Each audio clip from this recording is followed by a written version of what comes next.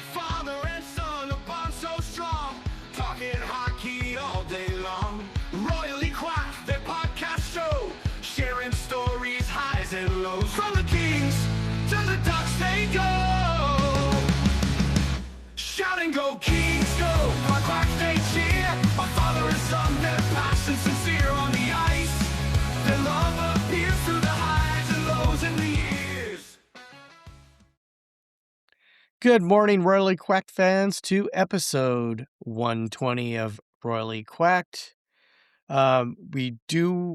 We've had technical difficulties today, so we're not live on YouTube. We're starting a little later than we had planned, and we just want to appreciate all of you for still, going to the podcast and listening to us about it.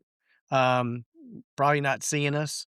Probably a good thing. I mean, I know Cody's handsome, but I'm not.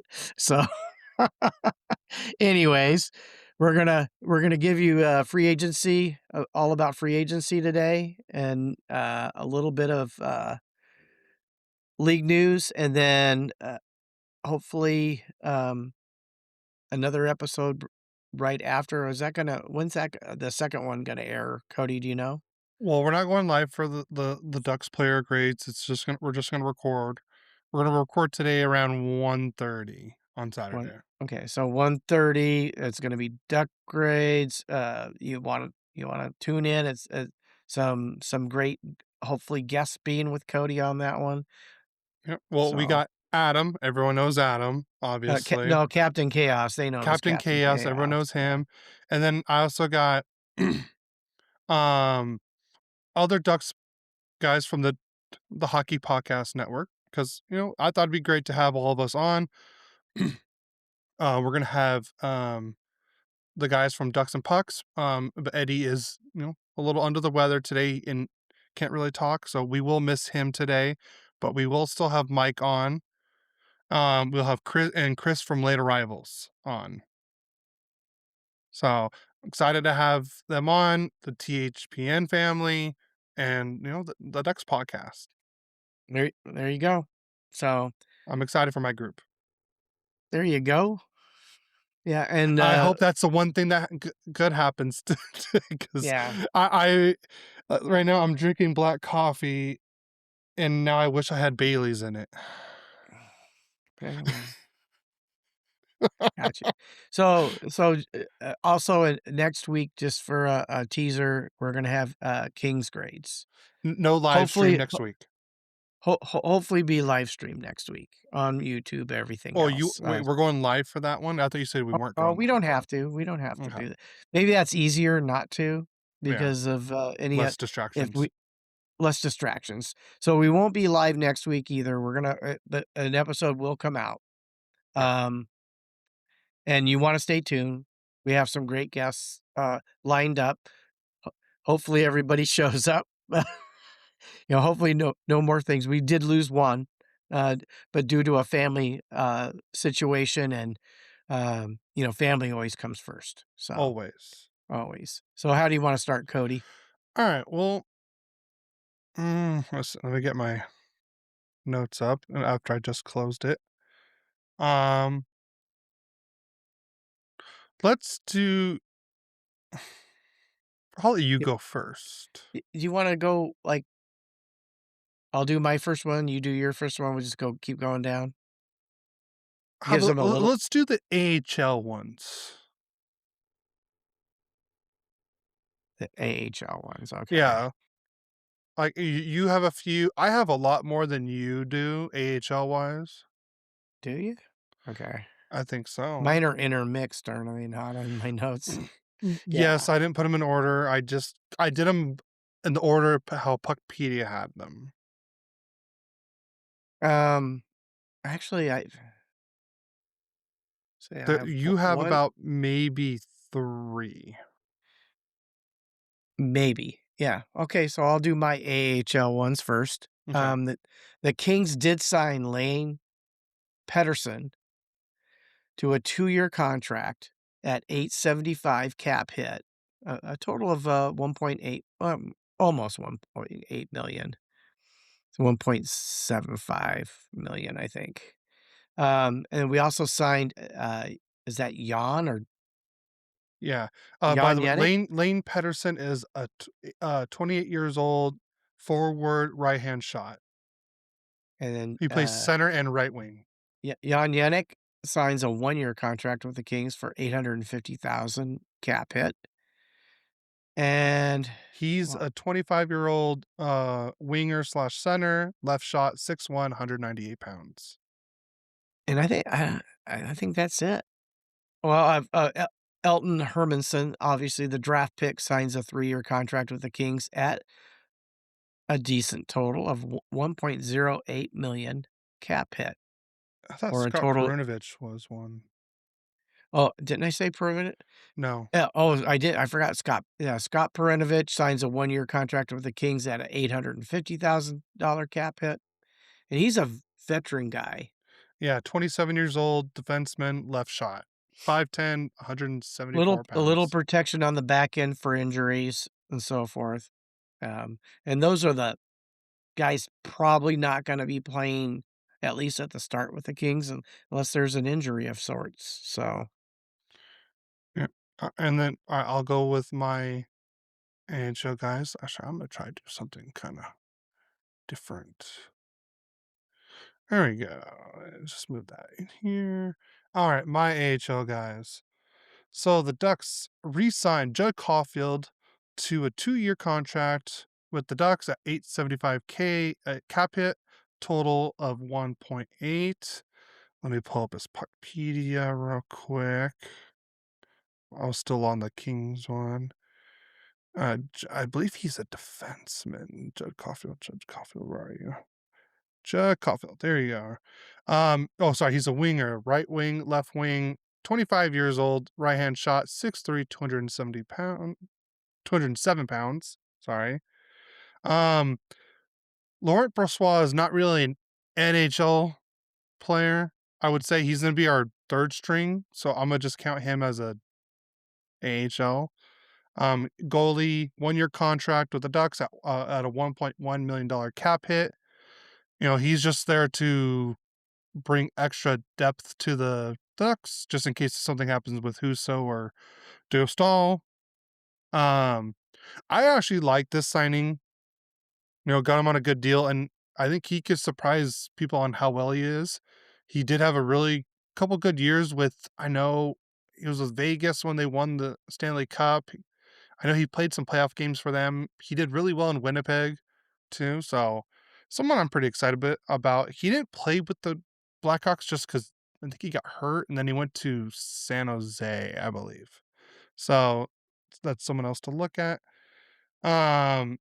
Next up we have Jet Wu, no relation to Kenny Wu. a little humor for the morning, huh? I guess I have to add that after the way this morning's going. Well, Jet Wu is 25 years old, defenseman, right-hand shot defenseman. We signed him to 875K cap hit at 1.8 million total. So again, he'll probably be with the goals. Next up. Hey, before you go What? to the next one, when we had Matt on, I told the guys at work, and a couple of them, they look at me and they go, "Woo woo, Kenny Woo" to me, and now that's kind of a nickname for me when they want to pick on me. Woo woo, Kenny Woo.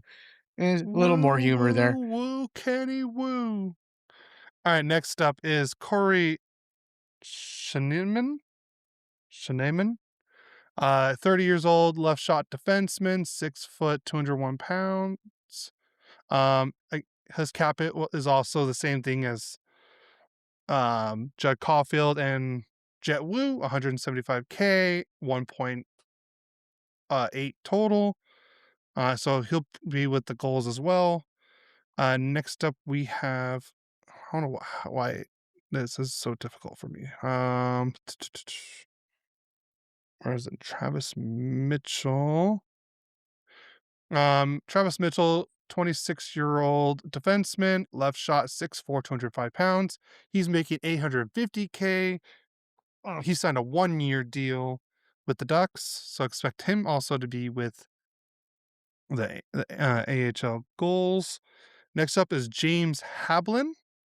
So I'm trying to, if my computer was a little faster, this would be a lot easier. James Hablin also signed a 2-year contract with the Ducks, $875K, 1.8 total. Same as normal. He's a 27-year-old left wing center. Shoots left 5'9". A little short king thing. Short for hockey. Let's put it that way. 185 pounds. I believe that is it for AHL guys. Oh, actually, there's one more signing, but he's not going to be in either the AHL or NHL. At least I don't think he is, and Ducks' second first-round pick, Marcus Nordmark, did sign his ELC contract at a 1.08 cap hit, and that's $3.2 million total for that contract. I believe does it start this year? That's what I'm trying to figure out. Yes, it does start this year. He'll be an RFA at 29 at age 21. So I don't know if that means he's going to play in the NHL or AHL, because he is coming from Sweden. So I don't know how the rules are with that, but I believe he can go straight to the AHL because of that. But, I kind of hope he just stays in SHL, gets another year or two out there. But I feel like he's someone that's going to be a high risk, high reward kind of player. Gotcha. So now let's go on to the NHL players. Why don't you go ahead and start? Why don't you go ahead and start? Oh, sorry. I thought you said I'm going to start. All right. So the Ducks took forever to sign anyone, and us Ducks fans were like, come on, Verbeek, are you going to do anything? He finally ends up signing Nick Jensen to a 2-year contract with the Ducks at a $2.25 million cap hit, $4.5 million total. He is a right-hand shot defenseman, 35 years old. He is coming off an injury. But is just someone just to kind of bring that veteran presence to the defense, since we have no veteran presence on the defense before him. So I kind of hope, he helps fill that void, because the Ducks have probably the worst D-core in hockey right now. We have one really good defenseman, obviously Lacombe. Jensen's a maybe.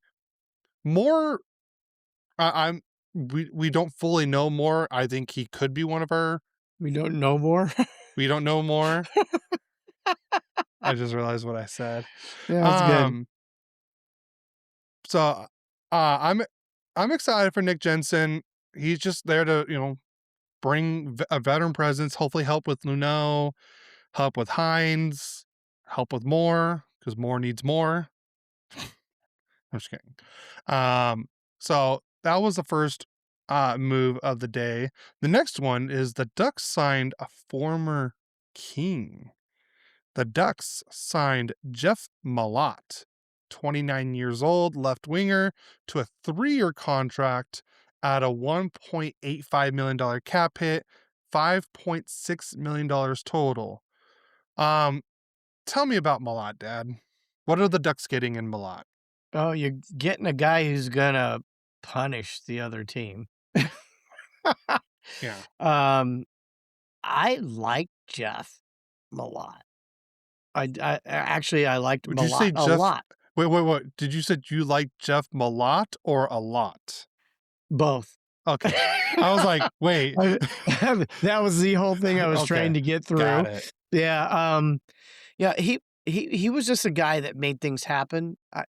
I'm surprised at the price tag they paid for him. I think the Kings were going to let him go because they just need to improve the overall talent of the team. You guys, at least,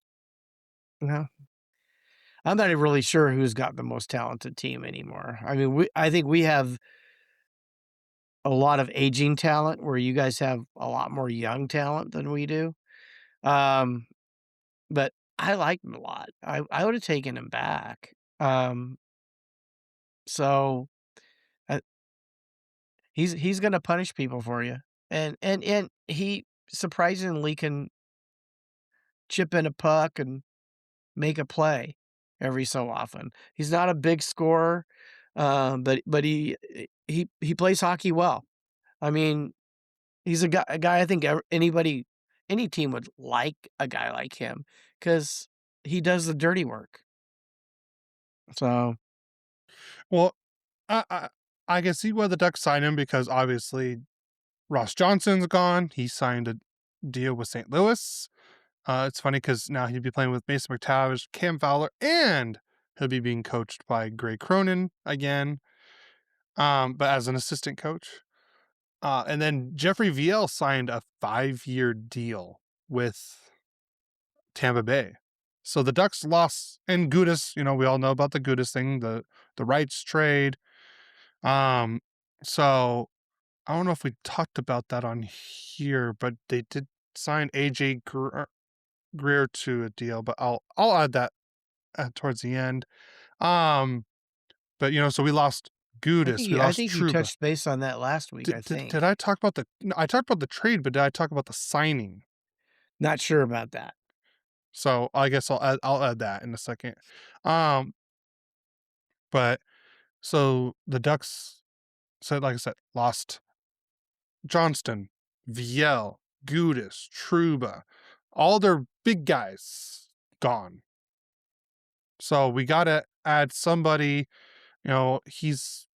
Was he like? Would you say a third or fourth line forward? I would say more fourth line. Okay. Could he play third line?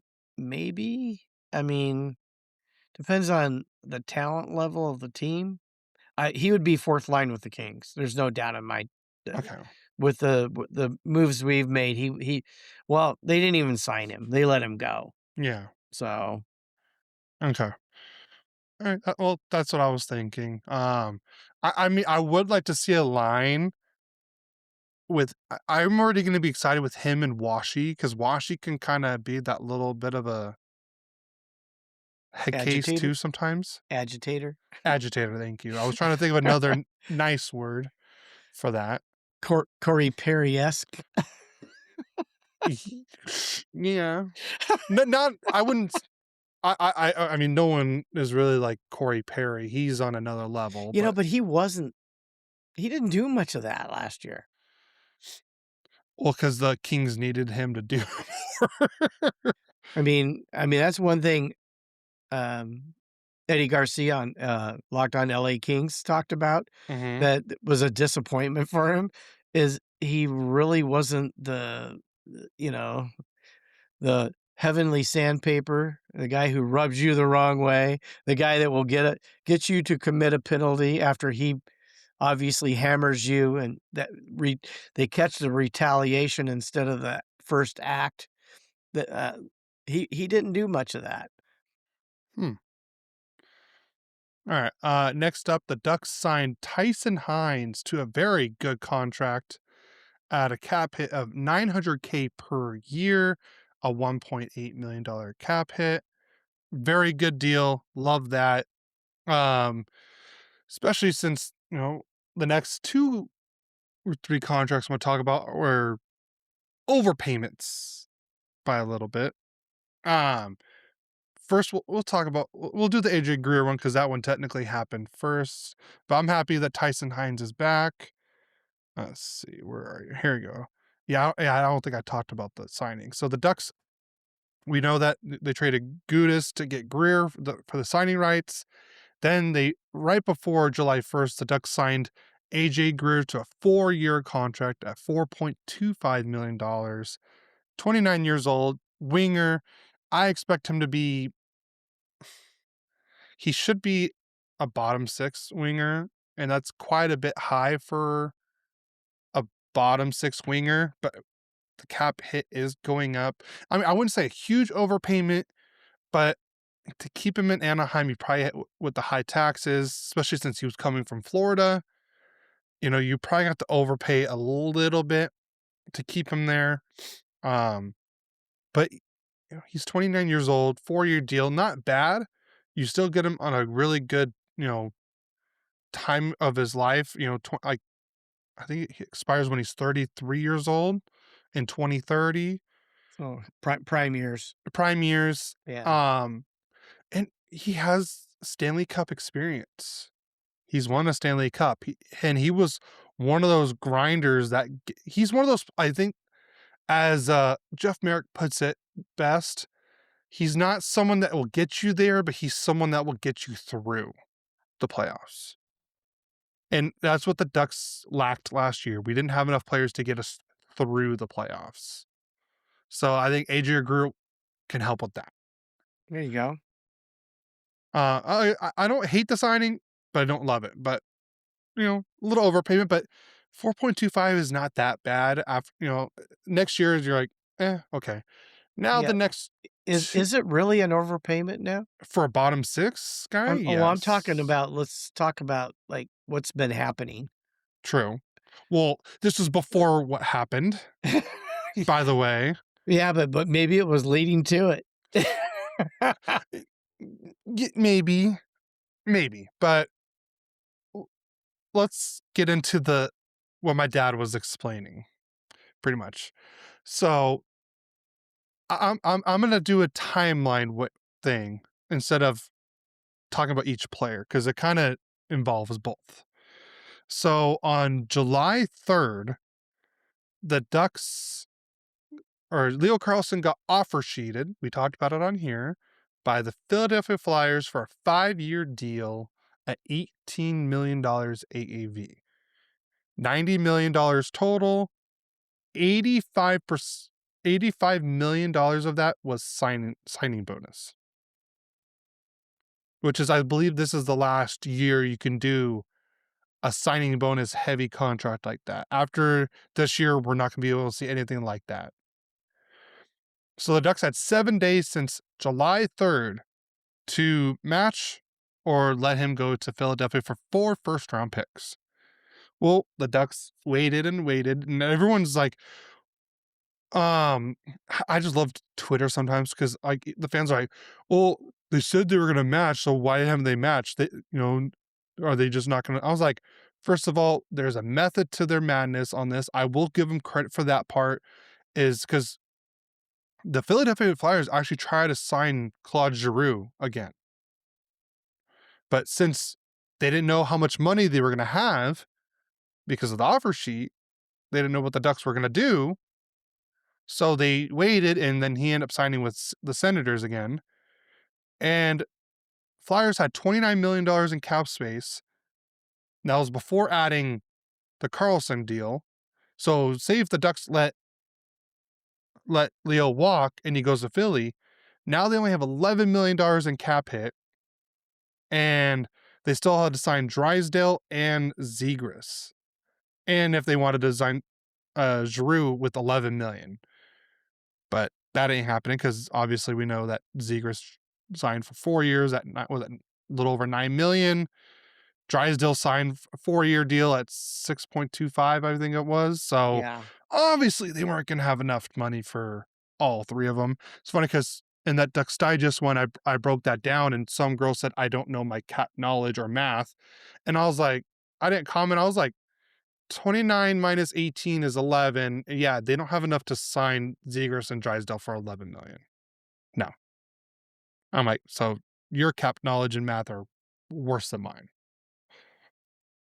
I'm like, I literally had Puckpedia up on as a graphic, like showing it, which was the funny part. It just shows that people don't pay attention on that. So I've and noticed. So just in case you guys are new to hockey, they waited because they were ticked that Philadelphia did this.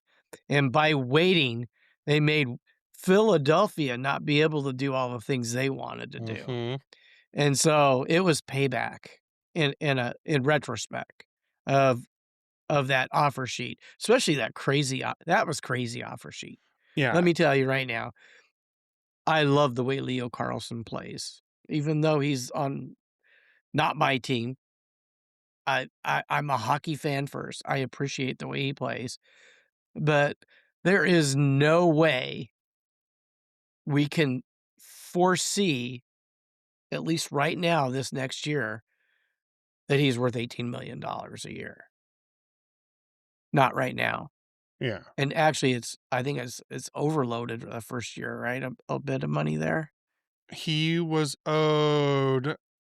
I could pull it. I have it here. I could. Anyways, what I'm trying to say, he might be worth it by year 2, 3, and not worth it now because Connor McDavid doesn't make that money. Nathan McKinnon doesn't make that money.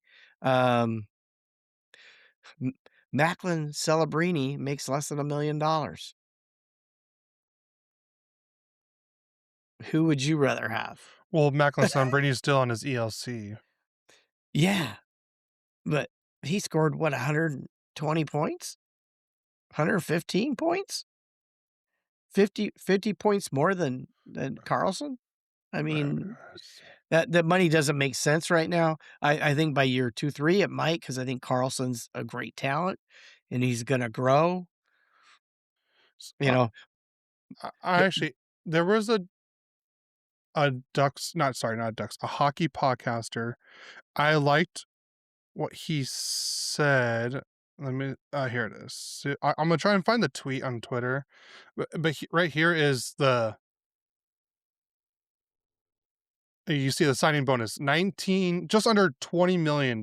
So right when the Ducks matched, so the Ducks did match on July 9th. So they didn't even wait the full 7 days. They matched on day 6. And so right away they had to owe him $19.95 million right away. And he has a base salary of $850K this year. And then on next July 1st, he's owed $18.1 million with a base salary of $90K. The year after that, on July 1st, he's owed just a little over $17 million, base salary of $950K. And then year 4, $15.2 million on July 1st, $1 million base salary. And then in the last year of the contract, he has a full new move clause. And on July 1st, he's owed $15 million and another $1 million base salary. Yeah. Crazy contract. Yeah, I'm gonna try to find that tweet by Johnny Lazarus. I liked how he described the for the thing for Leo Carlsson. I'm gonna try and find it. So but let's see, what else do we need to talk about? Oh, so since Pavel Mintyukov got offer sheeted, Leo Carlsson got offer sheeted.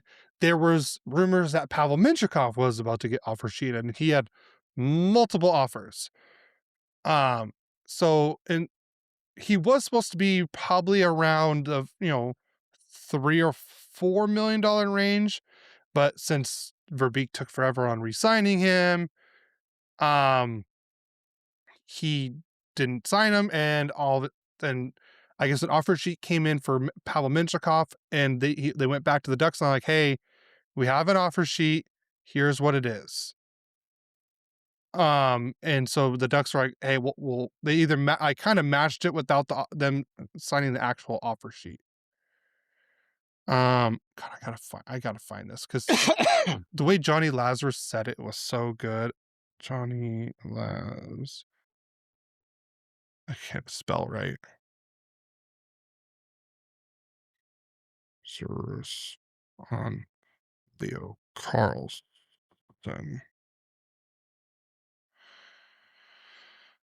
Trying to see if I can find it. Thought I had it somewhere. Maybe I bookmarked it.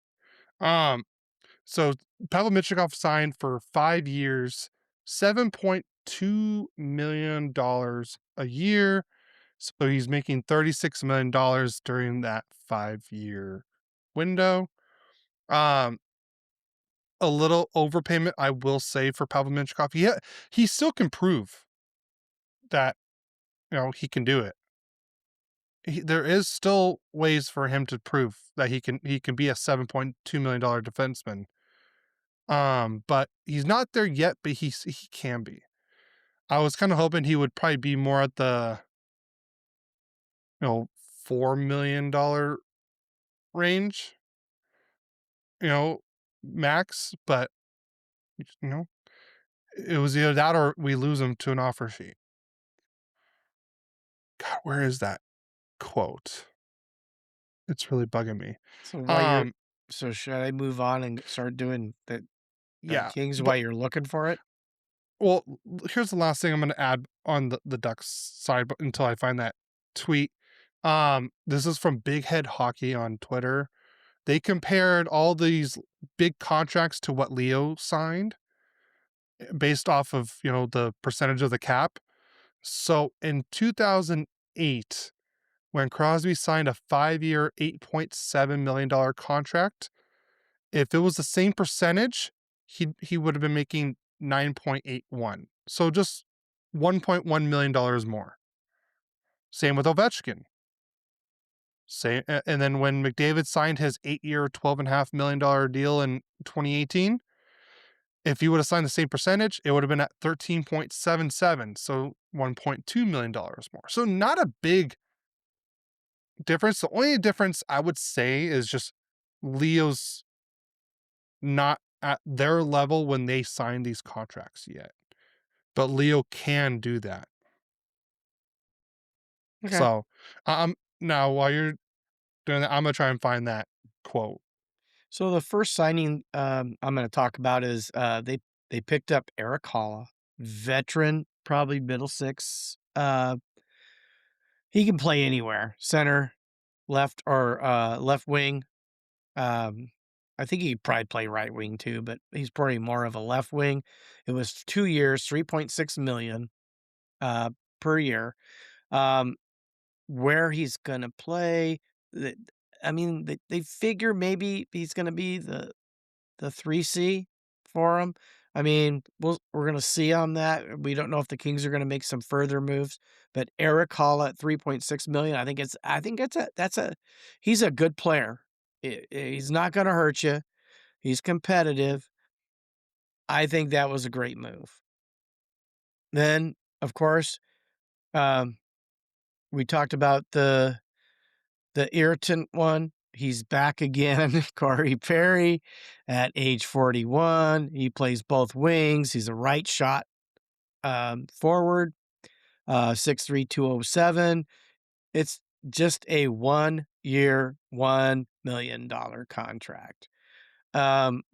He'll probably be playing third or fourth line. I'm guessing fourth line if I have to guess, but that's what I would talk about on him. Then we also signed Eric Gustafson to a 1-year contract at 1 million. Gustafson is a defenseman. He's probably going to be the number 7 guy taking over for Morvarari. Um, he's not going to hurt you. That's for sure. And then also coming back to the Kings, they picked him up from Toronto. And I think we got him for a deal because there were not a lot of centers in the free agency pool. And we got him for 3 years, 3.5 million. Another left shot, mostly center, but he can play left wing too. 6'1", 190 pounds.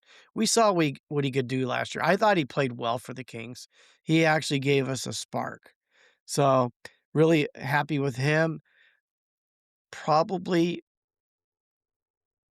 gonna be on the third line, but if we don't pick up another center, he could be second line if they don't move LaFerriere or Kempe to center. I like Lawton a lot. Um, I'm really glad they picked him back up again. Um, great player. So now the next player is the one I'm probably the most excited about, and I didn't even know you could get him this cheap. But we got Mats Zuccarello from the Minnesota Wild as a free agent for a $1 million cap hit. Now, the caveat to this one, if he plays 10 games, he gets a $5 million bonus. But the cool thing about this, we can move that to next year. So it won't hit on our cap this year. But this guy was nearly a point a game player. He's a left shot winger, 5'8", 181 pounds. But he's one of those short guys that just plays the game. He great assist man, could be a great help to the power play. I'm excited about him being a King. I think he could be a difference maker this year. Definitely a step up from what we've had in the past. So, but that $5 million bonus and stuff, that like I said, can go to next year when the cap goes up, So, and I love Matt Zuccarello. And that's all the signings that the Kings had. It's going to be interesting to see. His depth chart probably going to be second line right wing, probably with LaFerriere at center and Fiala on the left wing. That's a pretty good line right there. I mean, the Kings, I think their top 6 could be great because it's time.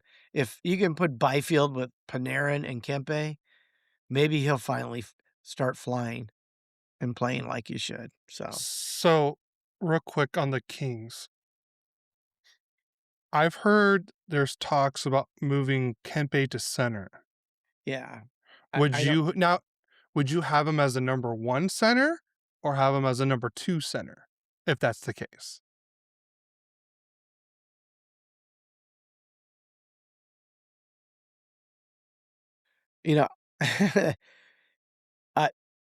I, sometimes the first and second lines can be Yeah. pretty much equals.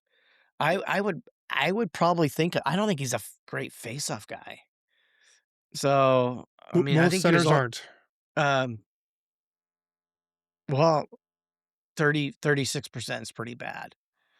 Yeah, true. But I mean, I if he was mean, taking them more often, then yeah, he would improve. He's a talented guy. I don't want to move him. I'd rather move LaFerriere if we're going to do that. And I'm probably going to be honest with you. Unless we could steal a top 6 center from someone where we're not giving away the bank, I'm more apt to want to put LaFerriere as the second line center between Zuccarello and Fiala. That's how I would do it. And I would have, obviously, Byfield. We got to let him try to fly this year. Even if we are last place in the Pacific, we need him to start flying. We need Clark to keep growing. And then, a lot of these guys are going to be gone in the next couple years. Okay. I've heard talks on other podcasts like Kempe could be moved to center. He could. I don't think because he was drafted as a center. I know he was. So I was just curious. He really didn't make it. He tried, but once he went to wing and found his, it took him another year to really get going, and then that's when he exploded. And why would you want to take away your top goal scorer? Yeah. And what'd you have to forget? We lost Fiala during the Olympics, and he never came back for the rest of the season. And, he the year before, he was tied, I think, with Kempe for the goal-scoring lead for the Kings. So we have quite a few goal scorers that could happen along with Panarin and, and hopefully the growth of Clark and Byfield and even LaFerriere. I think he's going to even get better. I like that kid. He would be that guy. You'd always want one like him on your team. Yeah. So, all right, did you find your? I found the tweet. So, I like Johnny Lazarus. I don't agree with everything he says, but I do love this, and I do like their podcast, Morning Cup of Hockey. He says, this is on his tweet, exactly word for word. My opinion is probably unpopular, but I don't think Leo Carlsson has to justify anything because he wasn't playing hardball and asking for 18 million. It was offered to him, and of course he took it. Who wouldn't? 100% agree. Obviously, he needs to play well and produce, but I don't think there should be any expectation for him to get 100 points. If Leo puts up 70 to 80 points and continues to develop into a superstar in this league while the Ducks are a winning hockey team, that's a successful season to me. And I 100% agree with that, with what Johnny Laz said. I don't think that Leo needs to be a point a game or 100-point player this year, but I just want him to improve. That's the main thing. Be better on faceoffs and try to be as close to a point a game player as possible. Well, who could blame someone for wanting more money? Somebody giving him more money. Yeah. That isn't even within the question. I totally agree with what he said too. Yeah. What I did say is he wasn't worth that money right now. Right now. I think, obviously, I have deep respect for the game he plays. Yes. To me, he took a huge step last year. Yeah. In improvement, and he was one of the key reasons the Ducks got to the second round of the playoffs. No doubt about that. Yep. And but if Draisaitl, all these other guys aren't worth 18 million right now, he's not either. But then again, if you handed me $18 million, I'd take it. Yeah. So since we're back on this, and if you guys haven't listened to the 32 Thoughts interview with Leo Carlsson's agents, listen to it because they tell you almost exactly what happened. So the Ducks did try to, like, right when Verbeek signed Lacombe, he was trying to sign Cutter and Carlsson as well. They offered Carlsson 8 years at $10.5 million a year. And they rejected it because his agents knew with the salary going up every year and Leo Carlsson being better, they can get more. So they declined. And Verbeek was trying almost all season long until January, where the agents hey, we're gonna hold off contract talks. So the agents are the ones that told Verbeek, hey, no more contract talks. We'll talk after the season. So Verbeek was trying the whole time. So I'm gonna say this, Verbeek, you get an apology, but not a full apology from me. Because reason why, you still had time to sign Minty, Cotter. I mean, we probably didn't know about Hines being in the NHL during that time, but you still could have signed him earlier, but he wasn't going to be the big cost. But you still could have signed Minchikov, you still could have signed Cotter, or even Zellweger. You could have signed all those players. Yes, Carlson's agents cut off talks, but you still could have signed other. I mean, I don't know if those other agents cut off talks too. Like Cutter's agents, I don't know if they stopped. Hey, we're gonna wait till after the season. I don't know about that, but I'm just telling you what I know now is he still could have signed other players. So please go give that. It's not a long podcast either. It's not a long episode. Go give it a listen. They kept rejecting the offers, and they're the ones. And they even said Verbeek was we prevented them from doing their job. It's our fault that they didn't get anything done, pretty much, like signing Leo Wives. So great listen. Go watch it. And it's true, especially if it's with Elliot Friedman. Yeah, he's probably the premier. Yeah. He gets out the news. If he says something, it's usually going to happen. Yeah. Or most of the time it will happen. And he's a great listen. Yes. I love that podcast. Yeah. I love listening to him talk. Yes. I mean, he cares about what he puts out there. Oh, no doubt. And he does it so well. Yes. All right. Now I'm on Puckpedia. I'm looking at the depth chart they have. Doesn't mean it's true, but here's the forward lines they have. They have Panarin, Kempe, Laferriere as the top line. Yeah, I know. Second line, Fiala, Byfield, Zuccarello. Third line, Moore, Holla, Lawton. And fourth line are Mia, Turcotte, and Perry. I, I wouldn't even have a problem with that either. Because you're playing with Fiala and Zuccarello. I mean that's two powerful lines. I mean Yeah. that's we're already better, at least talent wise, than we were last season. No doubt in my mind, at least in that aspect. And then if you really think about it, we got a little bit of the Darcy from the year before to start the season a little bit, but he was injury prone and he actually ended up losing his spot, and then Forsberg played the playoffs. Yeah. Which I was, I think, the right choice. I do too, but we have 5 goalies in 4 spots. I still think there's got to be a move. Yeah. I don't know who it's going to be. I can't see moving the two young guys. We have 2 of the best prospect goalies in hockey. I can't see moving one of them or putting them in the ECHL. It's one of the 2 on the parent club or Portillo. Yeah. One of them's got to go. And I know there was speculation. I think I mentioned it last week that Kemper to the Wild and pick up Gustafson, but that doesn't fix that problem. It would be if you sent Kemper and Forsberg to, and they don't need 2 goalies. So we'll see what happens with all that.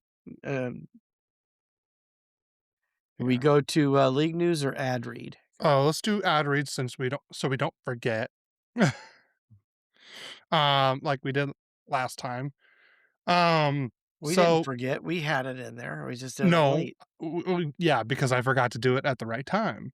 So still no script for the DraftKings, but let's see where's the I don't know where's the other ad. At least I could read part of the ad. Where is it?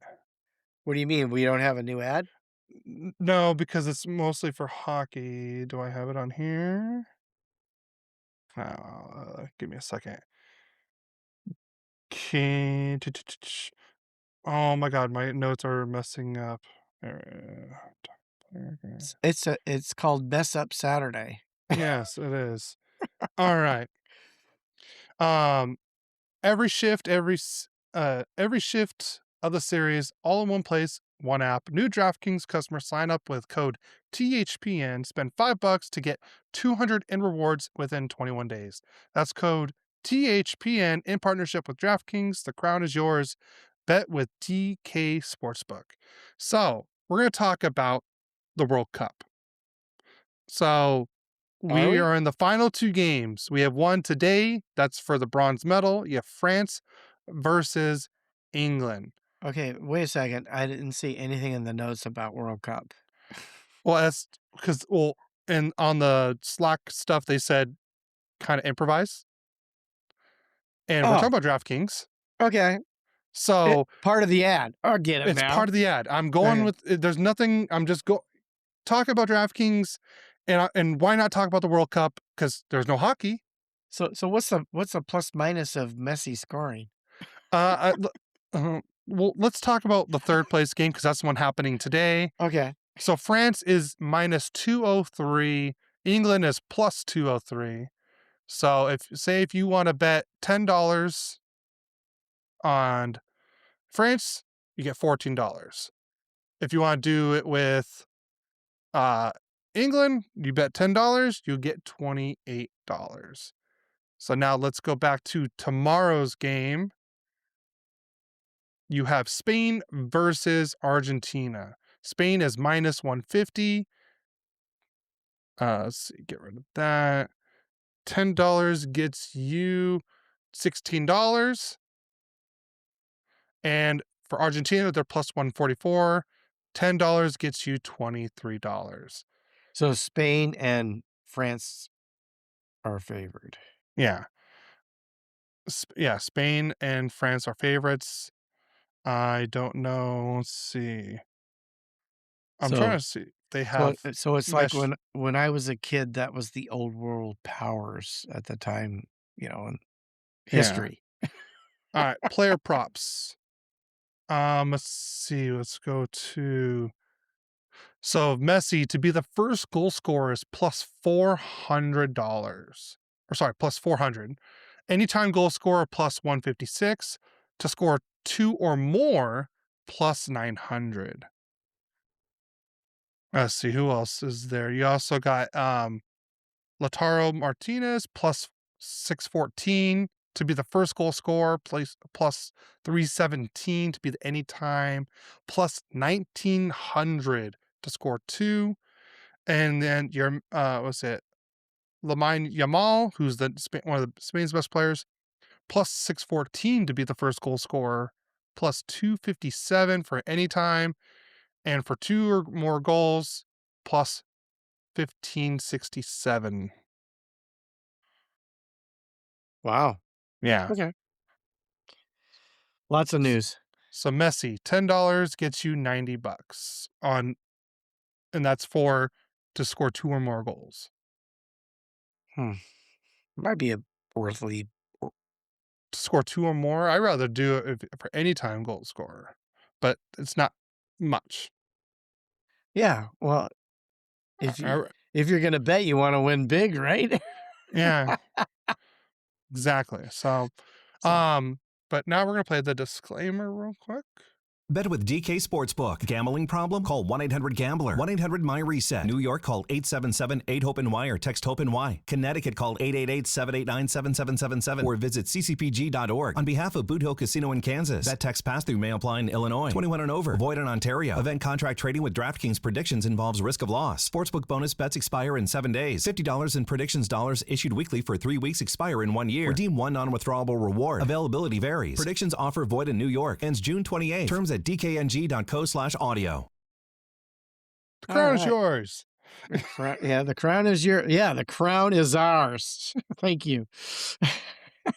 On to league news? On to league news. I didn't grab all the top league news, just ones that I thought the ones that were worth talking about. You want to go first or you want me? I'll go first. Go for it. Because you can talk about the second one because there's not a lot of information to it. Yeah, let me see if I can find that picture. Steve Yzerman is out as the general manager and executive vice president of the Detroit Red Wings. The team announced that last Wednesday. Yzerman will continue serving the organization as a senior advisor to CEO Chris Ilitch. The Red Wings have started to search to find its next leader of hockey operations, led by Ilitch. Internal and external candidates will be considered. So if you're looking to run a hockey team, call the Red Wings.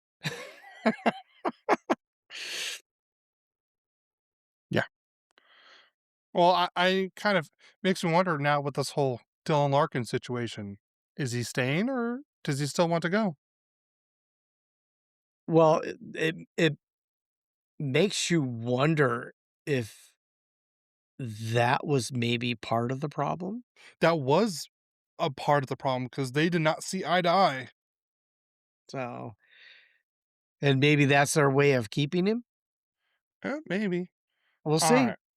Next up, this one had a lot of people not happy. So, Tom Dundon put his whole family on the Stanley Cup and left off a player and a longtime equipment manager.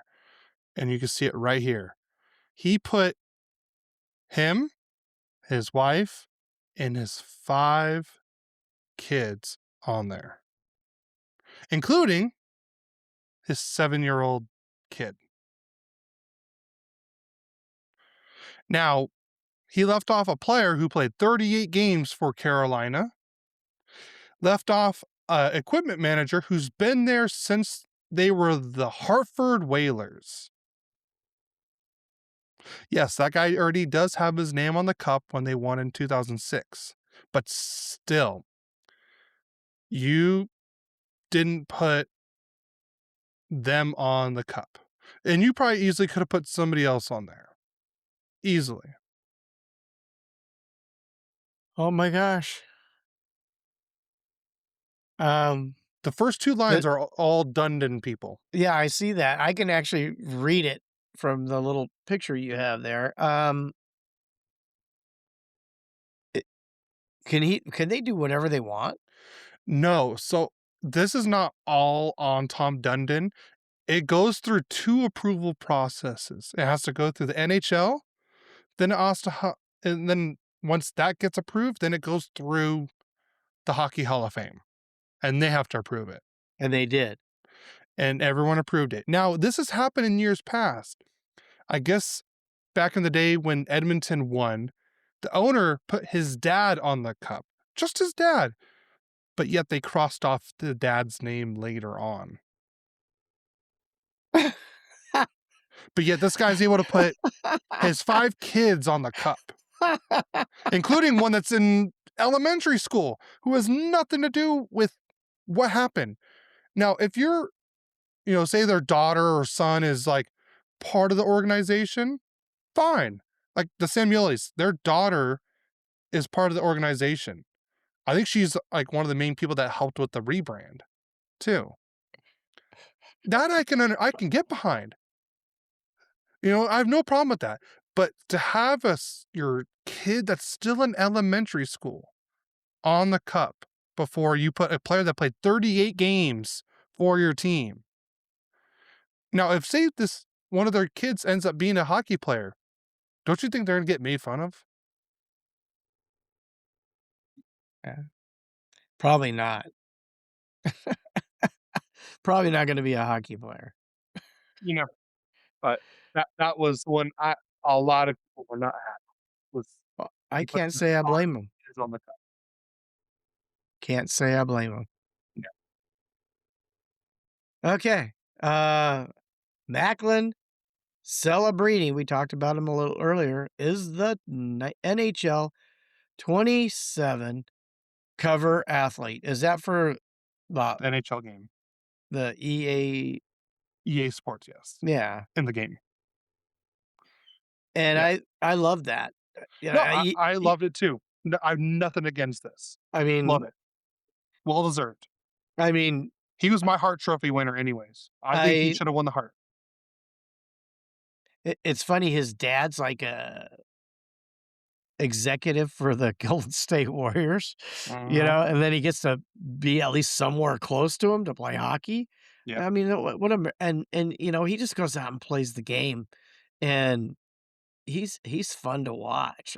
I really do enjoy watching him play. I like watching him when he's not playing against the Ducks. Because the Ducks he was one of the reasons why the Ducks lost that one game. I think he had like 4 points in the third period, and the Ducks ended up losing that game. It was all because of Macklin Celebrini. Like I said, but it's just what he does on the ice. It's so fun to watch. You hate watching him against your team, but but it's like you can't hate him. And I don't hate Celebrini. I think he should have won the Hart Trophy. That was my honest opinion. He's the closest thing we've had to McDavid. That kind of talent. Yeah. I mean, and the thing is, he did it 115, 119 points. And the next highest only had like 60 something points. Yeah, he's incredible. Yep. All right. Next up, the New York Islanders launched the first ever NHL fan-driven design contest for their 2027-28 third jersey. So they literally put it out there. you can create your own jersey, and there's like a process where you like go through all of them, and then they'll pick a top 5, and then they'll have people vote on it. So I love this. I wish more teams did this. Ducks, pay attention. Kings, pay attention. Hockey, pay attention. Yes, I love this. You could Get the choose. You There's like want 9 more different logos. fans?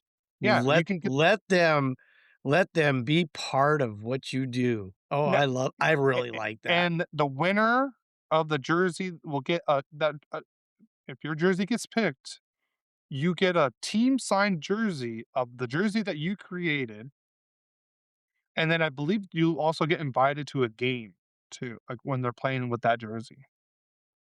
Cool. So I love the idea. I'm pretty sure if the Ducks did this, if they did not add eggplant and jade colors, Anaheim would riot. And I'm pretty sure the same thing with Kings. If they didn't add the foreign blue and gold, fans would riot. Amen. Okay.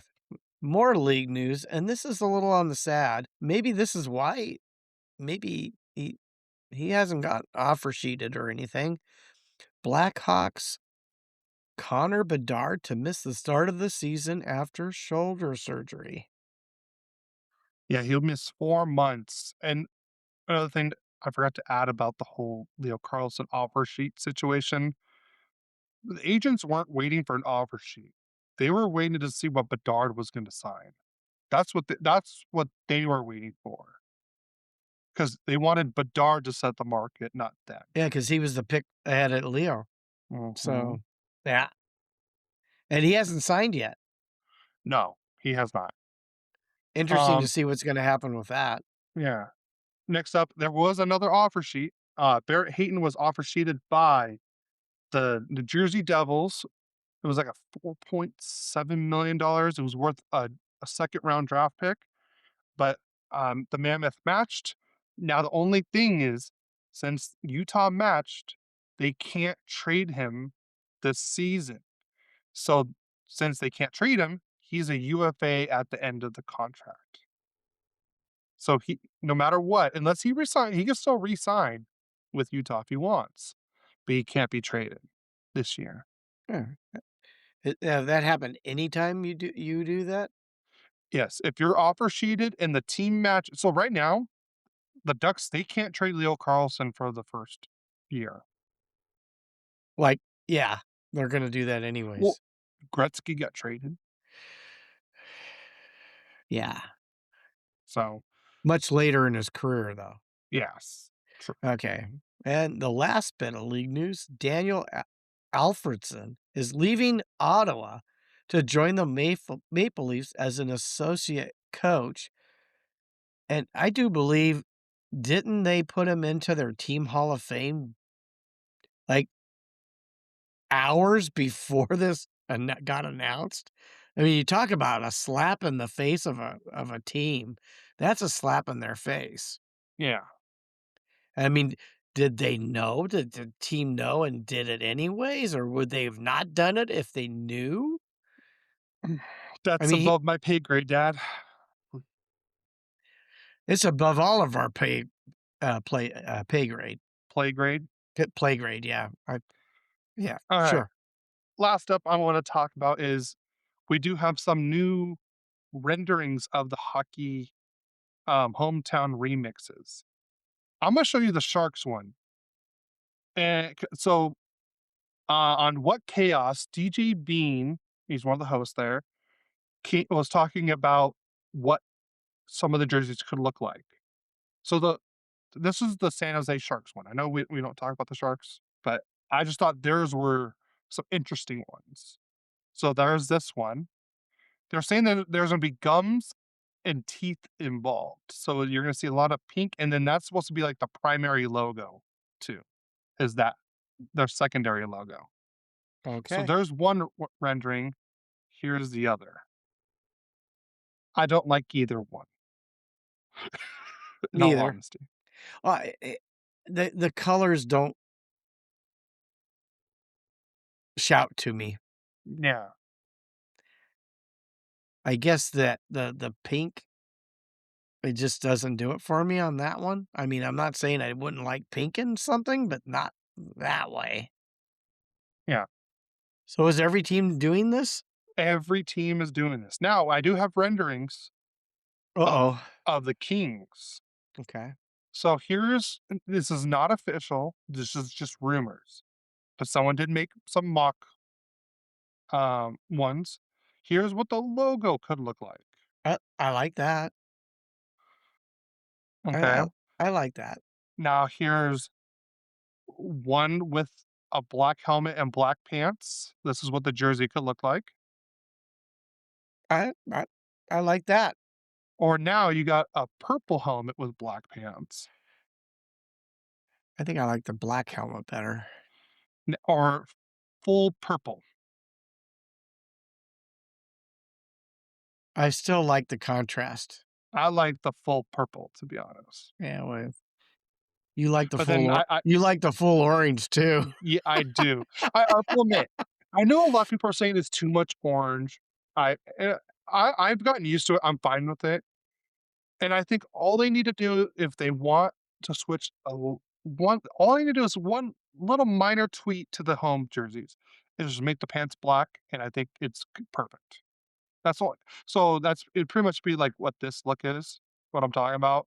The Ducks will still have the orange helmet, but black pants. But Eh, I get what you mean.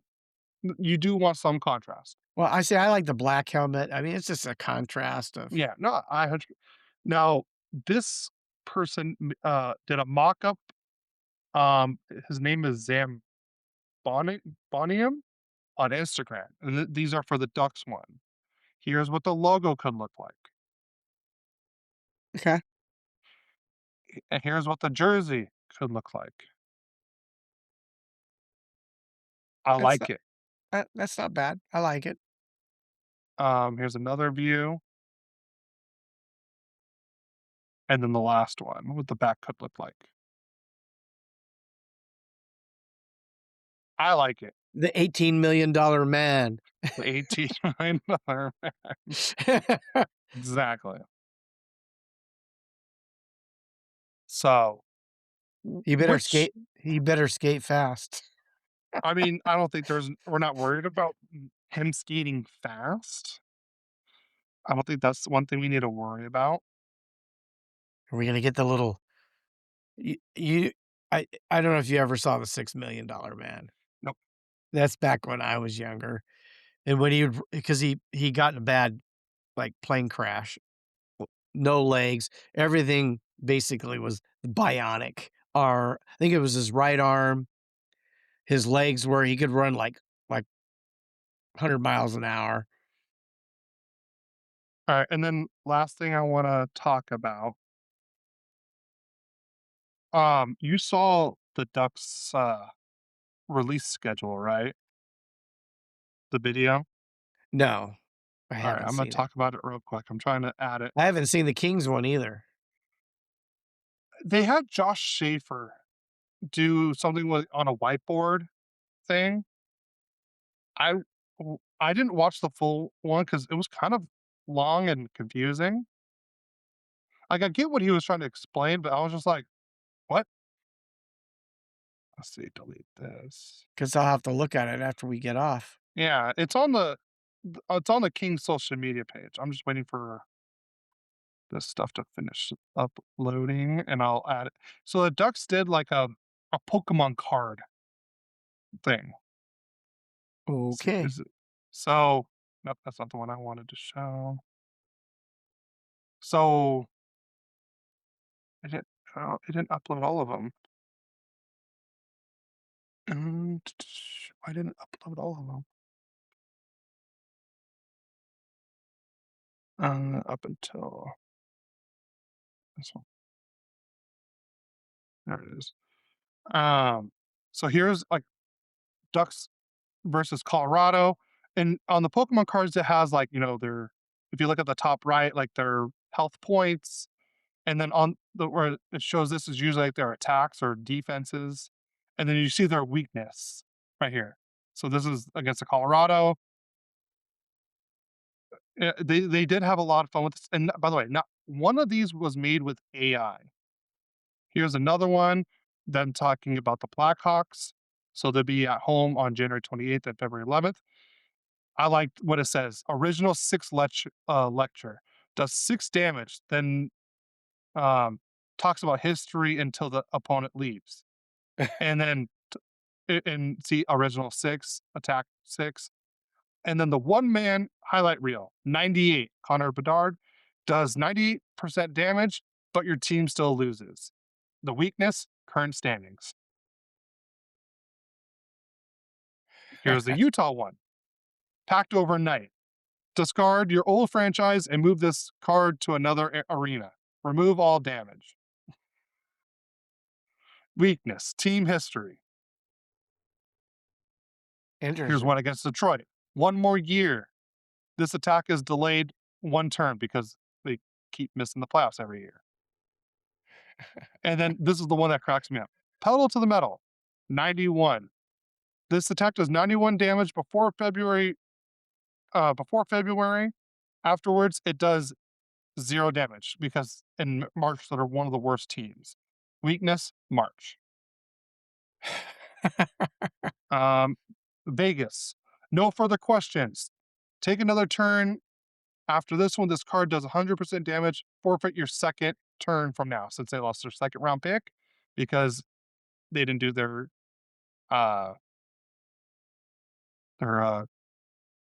end game interviews.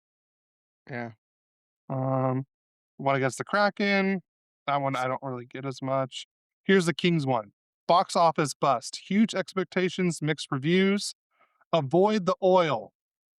This card may have dodged an oil slick, but it still cannot surf past round 1. Weakness. Regulation wins. Really? Absolutely true. The Ducks woke up and chose violence. So yeah, Smashville and Country Roads. Weakness, Father Time, since a lot of their players are on the older side. The Canucks. So the Cup Parade route one is because in 2011, when Vancouver and Boston were playing against each other in the final, the owner started routing the Cup Parade for the team before they even won. And then they lost in Game 7 in Vancouver. The franchise cornerstone, 43 for Quinn Hughes. Choose your strongest card and immediately trade them. Weakness, the draft lottery, since they were supposed to get the number 1 pick and they end up dropping to number 3. Yeah. The Flames, fire sale, early tea time. Weakness, round 2. Duck. What's that? Duck, dose? Gauss. Douse? Okay. Yeah. Now, this is the one I like too. Pillow fight against the Edmonton Oilers. Inconclusive evidence. Does 0 damage, but all oil country fans suddenly become experts on the NHL rulebook, specifically rule number 78. That was rule 78 is what determines it's a goal because of what happened in the overtime game and Anaheim on game 4. Remember the puck over the line fiasco? Generation Panic. This card does 29 damage to the opponent, but 97 damage to the believers of oil country. Weakness, goal line. And if you see that each character is holding a pillow. Yeah, I see it. Let's see. Here's another one. You're having too much fun with this. I am. You got the Rat rat toss. Yeah. Championship hangover. Flat Florida. Rat toss.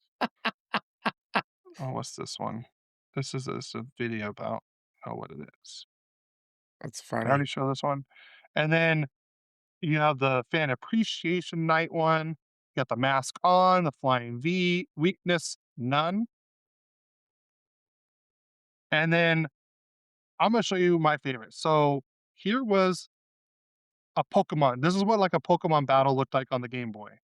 You got Wild Wing and Gritty. A Wild Gritty has appeared. Gritty used offer sheet. Oh, God. Move has no effect. And then Wild Wing used mask on. And as you see, Gritty's health bars at 0. And then they made this card. Offer sheet obstacles. 48. This attack is unsuccessful as it was in the past repeat indefinitely, since they did offer Shea Weber back in the day as well. The Broad Street Bullies.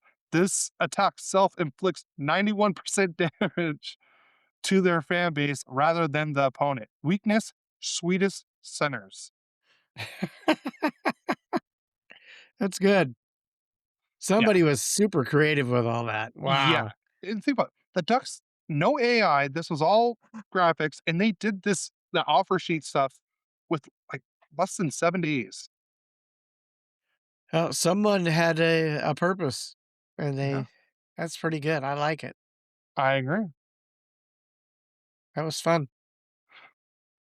You have anything else to add before we get out of here?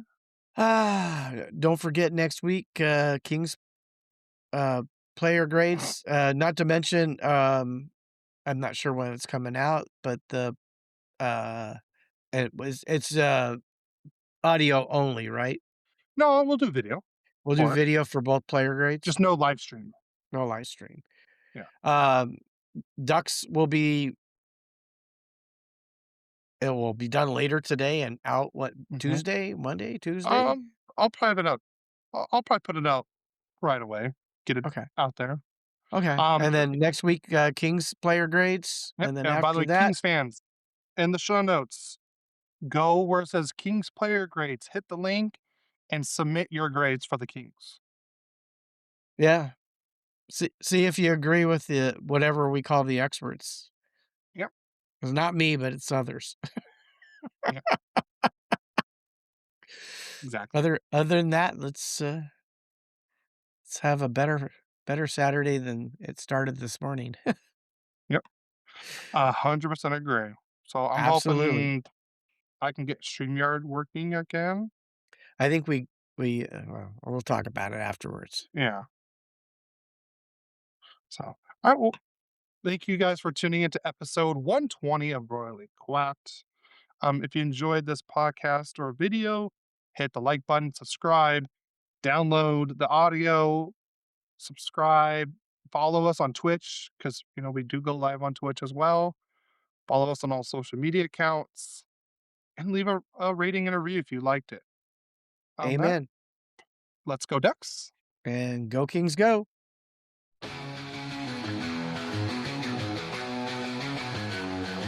A father and son, a bond so strong, talking hockey all day long. Royally Quacked, their podcast show, sharing stories, highs and lows. From